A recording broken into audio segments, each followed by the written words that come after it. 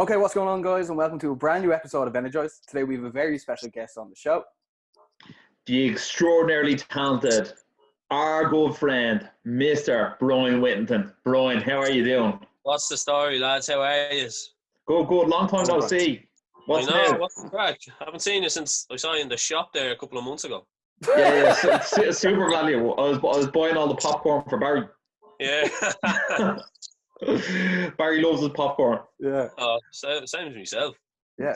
Brian, we actually had you on the show a few years ago with Milky. A lot of things have changed, man. A lot of things have changed. For people who don't know, we were all actually at school together and everything. I have a ponytail now.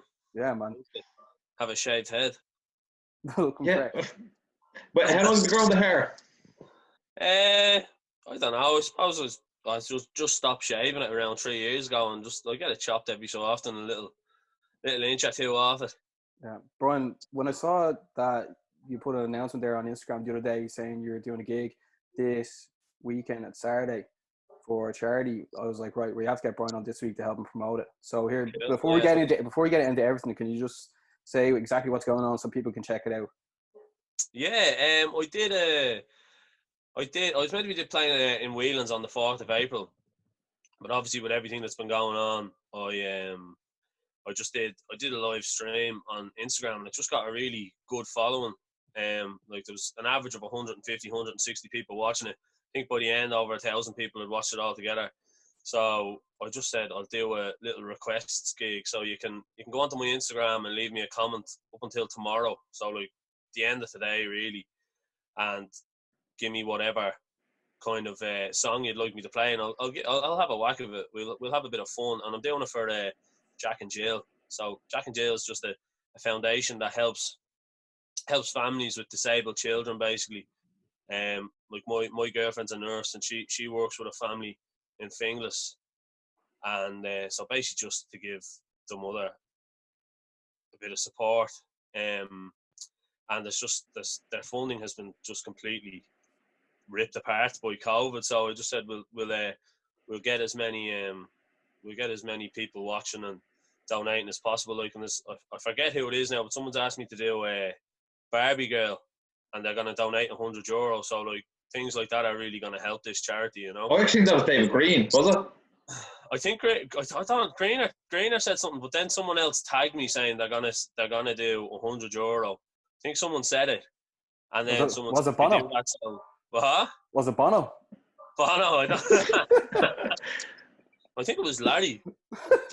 So yeah, that's going on at 8 p.m. this Saturday, and it's just for charity. So just like donate a $5 or donate £100, donate whatever you want, like whatever you can spare, because like these families, like they have other children, and some of the mothers have like their own medical problems, and that's why they have a nurse come in for a couple of hours 2 or 3 times a week so they can go to their appointments and things like that. So so it just really helps people, and especially at the moment, like it's just a really good charity, and it's 100% non-profit organisation. Like it's all goes to pay qualified nurses to look after children, basically that need it, and it goes to help these children get respite and help the families and raise funds for like vital equipment, and like I think the boy my girlfriend looks after, I think there's a chair he needs, and it's like it's like €2,000, €1,800 or something for this special chair, and it's just like they just don't have the money for it. So like things like this will obviously help for that. Like yeah, well, I think all charities are now really badly hit. Like there was no Daffodil Day this year. There'll be no BHI Women's Mini Marathon. I mean, like I can't remember what Jack and Jill do, but I know there's like a Jack and Jill Day, if you know what I mean. And like all these charities are all massively hit. So like I suppose you provide a great source of entertainment, and and raise money for a good cause. Well, that's all it was about. It's about having a laugh. Like the last gig, everyone was like, a lot of my friends were doing Zoom parties, and a lot of people I don't know were sending me pictures of them on a Zoom party having a drink and just having the crack. So that's why we said we'd do the covers this time, so everyone can just sing along to them and just have a bit of a laugh. That's brilliant, Brian. That's How what. many requests do you have in? What? How many requests do you have in? I'm literally going through them today. I don't actually have a huge amount. I got a load of likes and a load of comments, but everyone was just like, can't wait. And I was like, that's grand. Like, I'll just play the covers I know. But then I started kind of streaming in yesterday and this morning. So I don't know. It's about 15 or 20 because I'm getting a lot of direct messages as well. So I probably won't be able to get them all learned, but I'll pick out some of the best ones. And do you have a request, Barry? Again, Loretta. I'll do that. Thank you. Yeah. Well, Brian, like when I saw that, honestly, I was like, obviously we're friends from a long time. For a long time, I was like, here, look, anything myself and Ross can do to help, like, we have to get you on this week. You know, I mean, there's no point in getting on next week when this is already come and gone. People need like help now, you know. So what you're doing is a great thing. This is also going to go out on Friday, so people who are watching it now, it's Friday. But Brian, obviously, like your voice and your look is just like it's out there. Like people like they look at you to take attention. The way you sing is amazing. But like, how did this all start for people that don't actually know? Started with me and two of my good friends busking at the age of I was 12 or 13, first, second year, and that's how we made money during school. We went busking, and then me and four of my best friends. We started a band in school. It all started in school at the Battle of the Bands, and then we played for. We had like about 4 years, I suppose we played for, and like got really good experience from that, and it was just a lot of fun. And then I just started kind of an acoustic project myself about a year after that, and I kind of did that for a while and got a bit pissed off because I don't know, I wasn't doing that many gigs, and the gigs I was playing, I was the support act because you're an acoustic act, so you're always going to be on. If there's bands, you can't put a band on, then an acoustic act, then a band. So it was always going to be me on at 8 o'clock playing to 15 to 20 people, and then by the time the bands came on, the place was packed and everyone was drunk and having a great time. So kind of just got a bit annoyed by that and just stopped and just focused on writing then for a good few years. And then just decided I'd put a gig on about 3 years ago, I suppose. And I got a great reception because obviously I hadn't played in so long, and I played at a place called the Adelphi on Abbey Street, and I put it to 180 tickets, and I sold 188 in the end because there was a couple of stragglers at the end that wanted to go. So like I sold that out in like a week, and I was over the moon. I was like, Jesus, this is brilliant. And then I had like two of my friends play play a drum and bass for the last 3 or 4 songs of that gig, and then I said we'll do Whelan's and we'll see how that goes. And that went really well. I got a full band for that then. And then after the Whelan's gig, we just decided we'd work on a lot of the songs that I have written over the last however many years. And we just picked the best couple and do an EP. And then we just decided we'd do an album. So we kind of just worked hard for about 6 months. And it was really fun. Like, I just bring songs that I had down, play the melody, play the structure, give them the chords, and then like I don't play drums, I don't play bass, I'm not a particularly good guitarist, so my the musicians that work with me just put their stamp on the songs, and we made a really cool album, and which I'm hoping to get some songs released from in this year.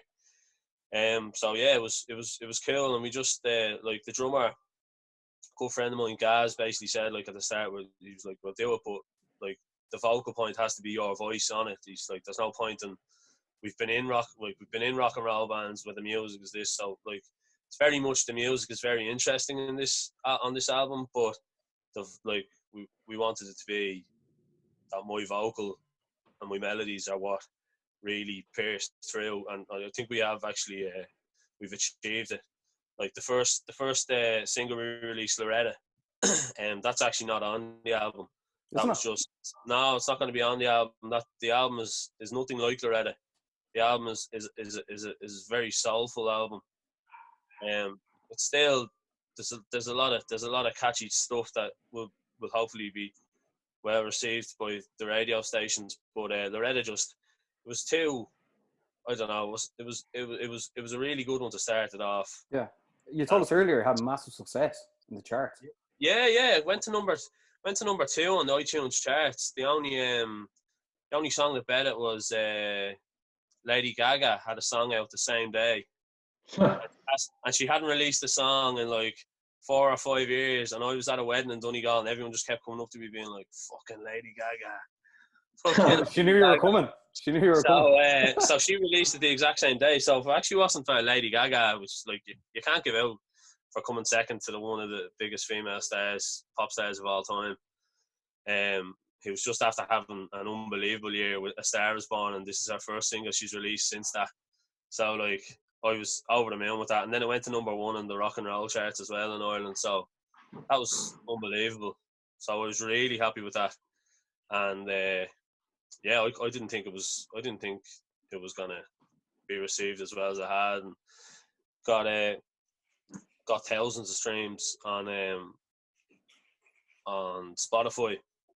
So like, I'm just really happy with it, considering we kind of only promoted it on my Instagram and my Facebook. We didn't do any big promotion for it. We didn't do a music video for it. We just wanted to get it out there and just have a good song at the start of the year, just to kind of kick the door in. And people really liked it. So yeah, I was really happy with it. And it's a great live song to play because it's full of energy and it's good fun. So that's what it's all about, getting those social shares, and like it was so well shared on social media. And I suppose that's sort of a credit to how good the song is itself, and then obviously you as a person as well. You know what I mean? Like, I think anyone who ever meets you, bro, always has a soft spot for you. I mean, you're actually such a likable person. Thanks very much, man. Yeah, well, it's true, isn't it? I have to say the same for the two is. I don't know. Maybe not. But I don't know. I just kind of I've always just been nice to people. Like my friend would say my good friend would say one of my worst attributes is like that I like everyone.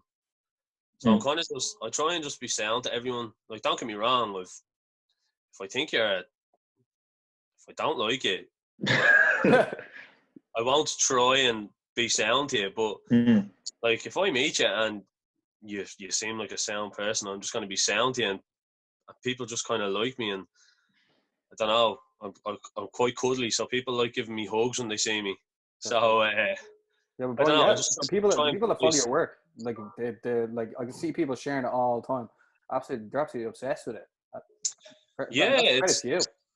Yeah, no, it's really cool. Like I've got some really great friends that just push my music for me as well, and they get all their friends to listen and like and share, and then I'm just kind of lucky that their friends that they've got to like and share it have liked it, and then they've told their friends to like and share it, and that's kind of how I suppose the whole, like, the song went so successfully, and like gigs are going well, and people are kind of, I don't know, that they're enjoying the music because, like, you know, it's really because of my friends that really supported me and got their friends to listen to it, and their friends to listen to it, and their friends to listen to it, and then I suppose that's how everyone starts. Like, yeah. Well, the thing is, it means they actually do like it as well, because like people won't actually just share it just because they like it. They'll share it because they like it, the product as well, what you're putting out. But like for people that don't know as well, you're like absolutely grinding away in the background as well, doing live like performances all the time as well. You're not just like sitting in your room just putting songs out. You're really like sharpening your craft. Yeah, well, like I haven't been doing that many original gigs. I do a lot of just like fun pub gigs and things like that. Yeah, that's what I mean. You're out and about. It's I've always busked and done pub gigs just for fun. I really enjoy it, like, because you kind of get everything. You get people up dancing, you get people telling you you're shy, and then you kind of do, yeah, you always get that. But Very Ross. You learn very quickly. Like I only about 2 years ago bought a PA. I've been playing in pubs since I'm 16. So like you're talking 10 years basically without a PA, and sometimes I'd borrow a PA, or like there's a good few pubs where I would have just played just with a guitar and a cappella. And like when I bust on the streets, it was always a cappella, and you had to be heard. So it really did teach me to project my voice. And when you're in a packed pub and no one's listening, but you're still playing away, you're able to drown out the noise of drunken assholes, and then you'll have people come over to you as well, be like, I really like that song. You'll have, like, I've had people tell me I ruined their night by singing in the pub. I've had people like go for me in pubs, and like you just get so well able for it. Like I'd have a very thick skin now. I'd just be out, like, if someone doesn't like it, if I'm playing in a pub and someone's like, you're shy, I'll just be like, fuck you, kind of thing, or thanks very much. I don't know, am I allowed cursed on this? You can say what you want. Like I have no problem just being like, if someone doesn't like it, I really don't care. I really don't care who likes it or who doesn't like it. I just play music for me, and I've always played music for me. And I suppose, quite lucky that people do like what I do 99% of the time. Yeah. Like, I love getting trolled on the internet. I love it. You know what I love seeing, Brian? I actually love seeing someone who I know, like, didn't hang around our social crowd in school, share your music. I'm like, yes, I love that. It's cool. It's just cool. It's just randomers, like random people, just like, I don't know, like, just like, even on YouTube, like, I don't know anyone who has a YouTube account. Obviously, loads of people do, but like, you just get followers on YouTube and people saying really nice things from all over the world, and then you have people saying like horrible things as well, like people being like, oh, I forget this comedian, he's a really fat comedian, and people are like, I didn't know such and such could sing and all that, and I was just laughing, I loved it, like, and people being like, you're shit, and like, that's the very small minority, like probably 1% of people won't like it, like will comment on things like that. But I think you're always going to have people that are giving out about what you're doing. Like, I did an Elvis cover, and the amount that of was people, amazing. That was amazing. You know what? I play that song all the time. Oh, thanks very much. Thanks a lot. That was just a bit of a fluke of a song. Like, that was one of the first times I properly played that version of it, and it just worked out so nicely. But I really annoyed some people because I didn't get, like, if you actually look at the video, I'm looking at the lyrics on. I had a piece of paper on the guitar and I'm playing down that. I'm actually looking at the lyrics, and loads of people being like what's he doing with the chords, and he can't sing like the king, and like, what's he doing? Jesus Christ, like, you mean, I just did this for the crack, and people giving out about it. But I think that kind of means it's working. Like, if people are loving it, and then there's a couple of people hating it, there's always going to be that. So it just kind of, you make them care one way or the other. Yeah, exactly. They're getting those views up. Yeah. But like, yeah, it's unbelievable the support that people give me. Like, yeah, but I don't know, like, I don't know if you know yourself, but like how talented you are. It's like, it is unbelievable, to be honest. But I like, over the last while since we've had you on the show, like a few years ago now, like, we've seen you progress, and like, you've gotten better and you've sharpened your skills, and like this gig that was meant to go on Whelan's that didn't go because of what the situation. I feel like that's going to be a really, really big coming out party, and then like, I think that like big things are really going to happen for you. Like, I think you have it all now, you know. Yeah, thanks. Jeez, thanks very much. Yeah, it's a pity about the Whelan's gig, and the summer festivals, which I was hoping to do a lot of. Yeah. This will all come, man. Ah, yeah. No, look, what's you're only kicking the can down the road. You know what I mean? It's only another. Exactly. It's only another. It's only going to be another. Do you know what would have been worse? It would have been worse if you had to, like, sort of started, then this will happen. Yeah. You know what I mean? Because like, when you need that push, the time, it works out. Yeah. Like, the Whelan's gig is rescheduled for the 29th of August. So hopefully that will go ahead. Yeah, that was like the Whelan's gig. I didn't expect it at all. Like, I kind of said, look, we'll do another Whelan's gig. I haven't played a headliner gig. By the time this gig came around, I think it would have been nearly 3 years. Well, nearly 3 years, I think, because I've just been working on the album, getting it right, writing the music, promoting it, paying for the album. Like, the album's like thousands of euro. That I'm a plumber, like, you know, so I kind of work. Like, a very good plumber. If anyone's looking for him. The singing plumber. Yeah, exactly. But so it's all self-funded. So like we just said, right, we'll get this right, and we'll get the gig sorted, and like, yeah, it sold out in like 3 days, which was unbelievable to me. Like pre-selling tickets, and they're all gone within 3 days. And like, I think the early birds, like the 2 rounds of the early bird tickets were gone in less than an hour each. It's crazy. And then I think that's why the main tickets kind of just flew out then.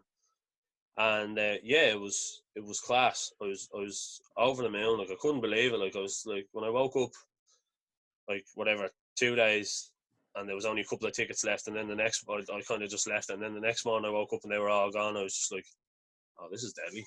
That's all you, man. That's all you. But like obviously that's been postponed to August, and like hopefully things get sorted out by then. But is there anything else people should look out for? I know obviously you're doing this gig and like you're going Instagram live on Saturday, but for people just tuning in now, maybe they've logged in and watched this on Sunday and they've missed it. But is there anything else that's coming up as well in the next few days, weeks?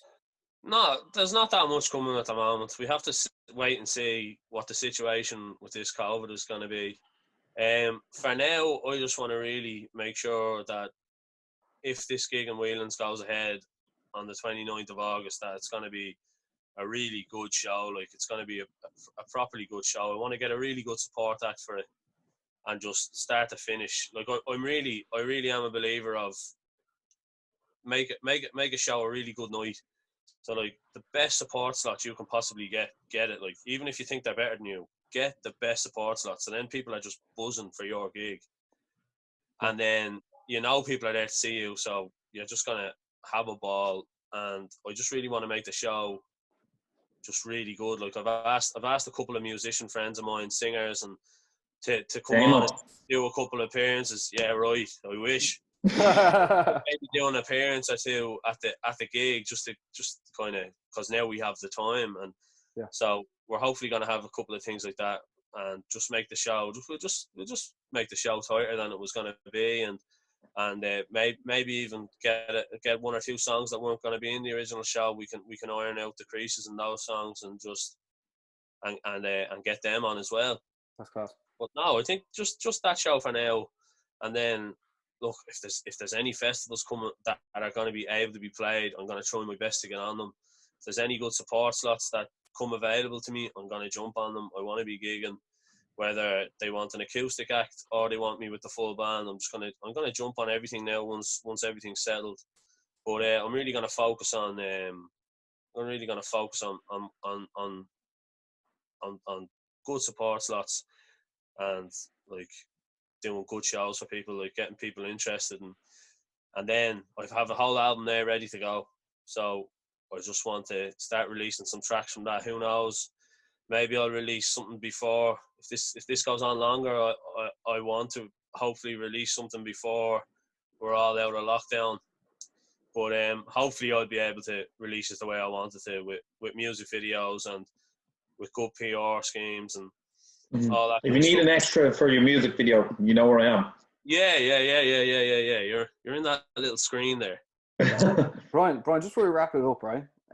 Quick question: where would you rather play, in the Tree Arena or St. Dan's Park? Oh, I'd rather play in St. Dan's Park. Yeah, local. It's so cool. I used to drink in that park. You know, I used to hang out with my friends there. I learned how to play football in that park.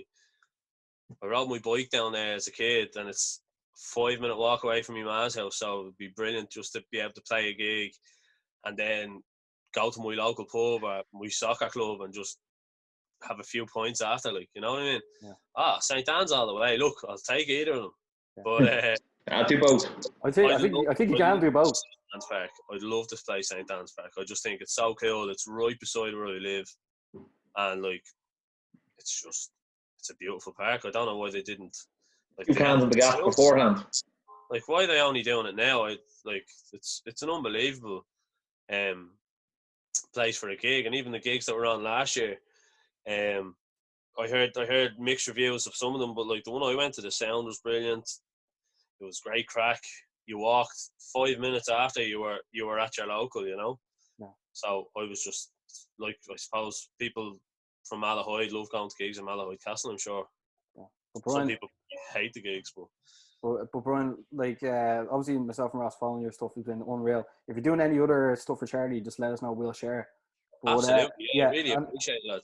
No, that's no problem. And also in the build-ups to your next Whelan's gig or wherever it is next, we'll have to get you on to help you promote it.